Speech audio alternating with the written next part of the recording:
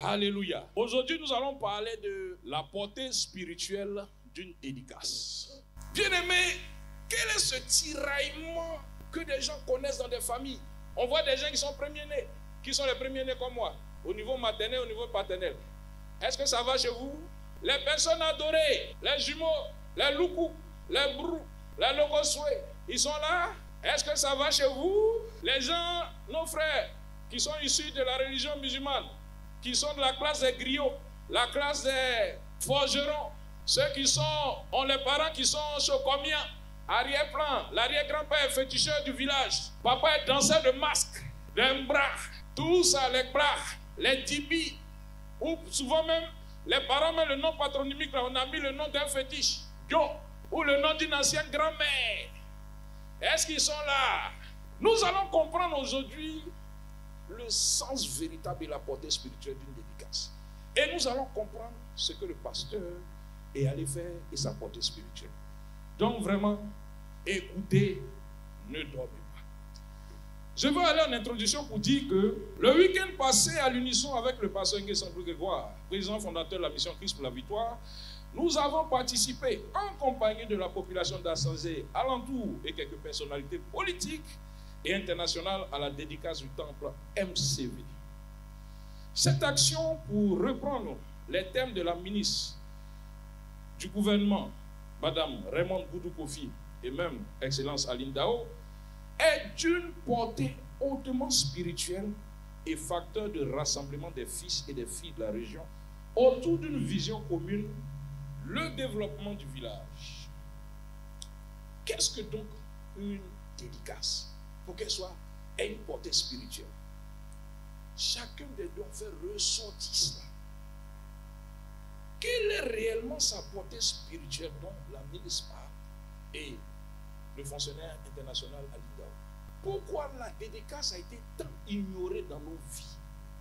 Et aujourd'hui, nous vivons les conséquences sans alentour. Quels sont les inconvénients de la dédicace satanique dont nous avons été l'objet auparavant par nos ascendants, nos parents? Parce qu'on nous a dédié, chacun porte le nom, il ne peut pas enlever. Souvent, il y a d'autres qui vont changer de nom, pensant que non. Moi, pour moi, par exemple, moi je suis là, je m'appelle Yaoussé DJ Kwadjo, mon village m'appelle Kyo. Parce que je suis le nom de l'eau adorée. On m'a dédié. Donc tu es assis ici, tu ne sais pas. Mo, la maman de la vieille, qu'on appelle ça, le mot de la vieille. C'est on t'a donné ça. On dit, oh non, Mo, c'était une vieille. Mais ça a d'où vu là, de toute façon, elle voit là, on ne t'a pas parlé de ça. Hein? Donc toi, tu dis, je sais le mot de Mo. A dit Mo, les vieilles. Ouais, là. Et puis on prend ça comme une identité, alors qu'on ne voit pas la charge négative qui est derrière. Pourquoi donc dédier sa vie à Dieu, ses biens, ses projets, ses activités? Bien aimés, ce matin, nous tenterons assez rapidement, à travers notre intervention, de répondre à cette question. Et j'aimerais dire à quelqu'un déjà que, en termes de définition, que la dédicace, pour la comprendre, j'aimerais conseiller tout le monde à voir le livre Restauration des fondements, Pasteur Ngué Sambrou-Grégoire, c'est le livre premier. Et précisément à sa page 54, 55, 56 jusqu'à 64, le pasteur définit la dédicace en substance comme une consécration, une mise sous tutelle, une mise à part d'une divinité pour un but défini à travers des rituels. Amen. Donc, la dédicace est donc le fait, selon l'auteur, d'emprisonner une personne, une famille, un village, une tribu, un groupe ethnique, une nation ou un continent pour la mettre sous une prescription divine. Laissons le volet démoniaque. Le lieu là, quand c'est comme ça, la maison emprisonnée, entre guillemets. C'est-à-dire que quelqu'un ne peut pas faire autre chose que ça. C'est-à-dire la maison, il peut, même toute la famille, on ne peut jamais reprendre ça pour dire que non, on va venir prendre ça pour faire maison, pour construire. Parce que le lieu, les briques, le sable, c'est sous utilité divine. Vous voyez? On ne peut rien faire là-bas. Maintenant, allons maintenant dans notre affaire. La dédicace qui a été faite dans nos familles. On soulève quelqu'un. Et par exemple, la personne n'arrive pas à être riche. la famille n'est pas prospère. Ou bien même ils ont dédié, souvent regardez. Moi par exemple au plan maternel, je viens de choses, Didier Vie, de par ma mère. Le chef du village a donné son nom au village, Yaoulou-Koukoro. Imaginez. Donc dans la dédicace, il a pris le village, sûrement que l'entité lui a dit non. C'est toi, ton nom doit être dessus. Donc ce qui veut dire quoi? Tout ce qui doit être fait là-bas, selon sa volonté, là, selon l'esprit, nous tous nous sommes contrôlés par l'esprit dans les choix et les décisions. Amen.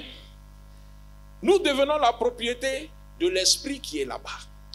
Ça veut dire que depuis le village, ma destinée, même si je veux faire autre chose, elle est contrôlée par ce qui a été dit et ce qui a été défini là-bas. Nous tous, l'ensemble de la destinée, de la vie des gens est là-bas.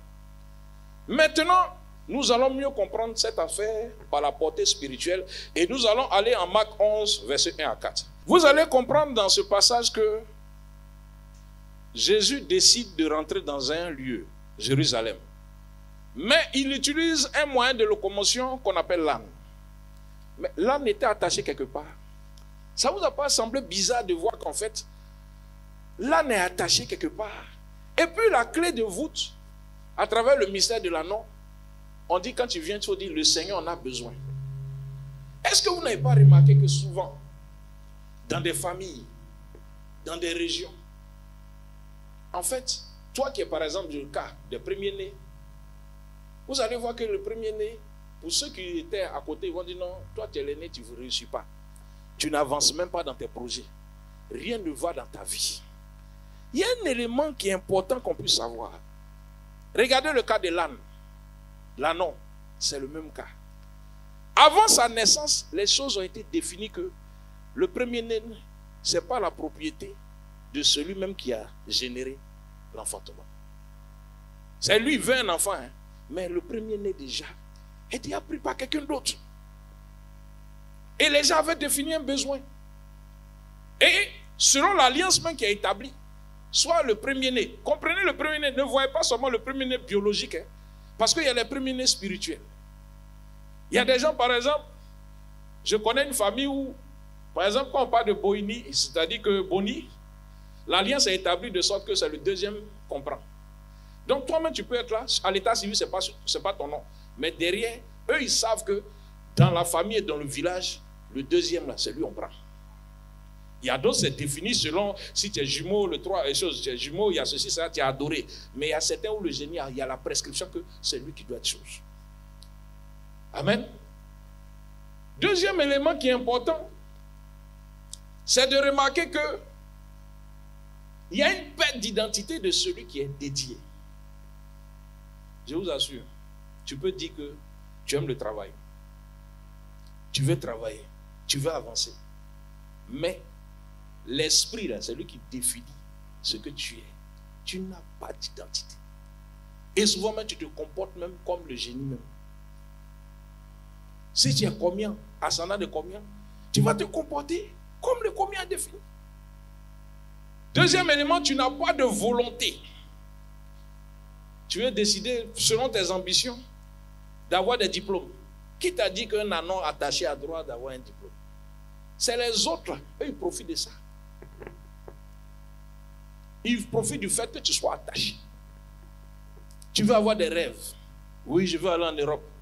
Qui t'a dit que toi, tu dois aller en Europe?